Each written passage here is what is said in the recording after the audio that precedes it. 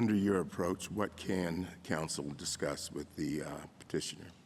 So there are many other trial matters, Justice Thomas, that the defense may want to discuss, from other witnesses' testimony to physical evidence to strategies for the upcoming closing argument to grounds for appeal, sentencing matters. Under our line, they just couldn't discuss the testimony itself. And we think that's a clear and workable line.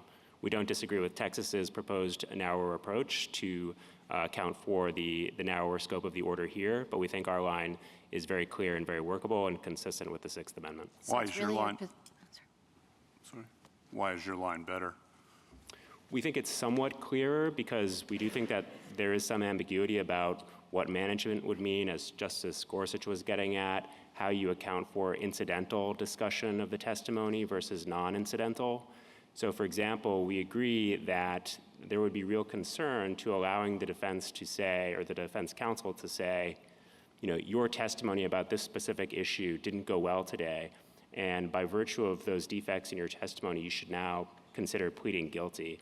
That does seem to us like, as Mr. Worthen suggested, an obvious workaround, and we do think that that would threaten the truth-finding function of trial.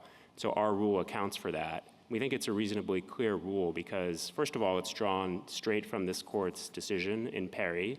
This is exactly how the court phrased the scope of permissible qualified orders in footnote 8 of that decision. And defense lawyers could apply it, I think, pretty easily. There are always going to be edge cases under any rule, but the defense lawyer can always ask himself under our rule, is this a conversation that I would be having with my client, irrespective of whether he was testifying in this case or not?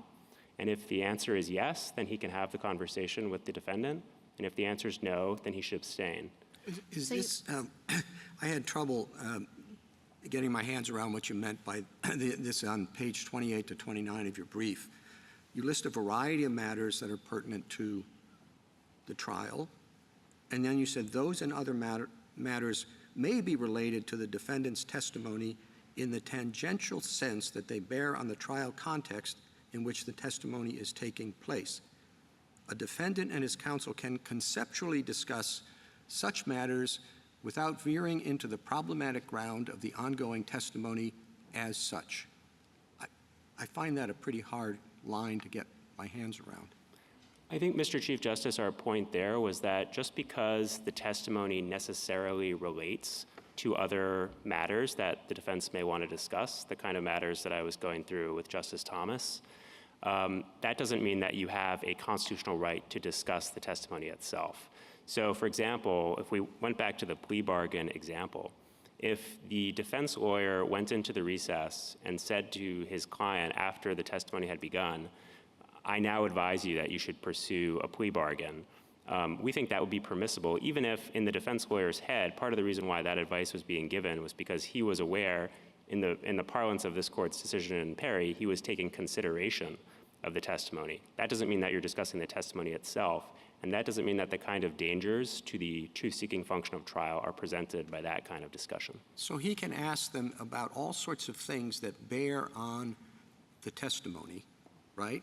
That might be pertinent in any other context, that you just say, are they the sorts of things you would talk about with your client without regard to the testimony? Or can the testimony at least narrow the topic of conversation you're going to have? I think that, again, the topics that you would discuss can certainly relate to the testimony. We're not disputing that because the testimony is necessarily related to the other issues that are going on in the trial.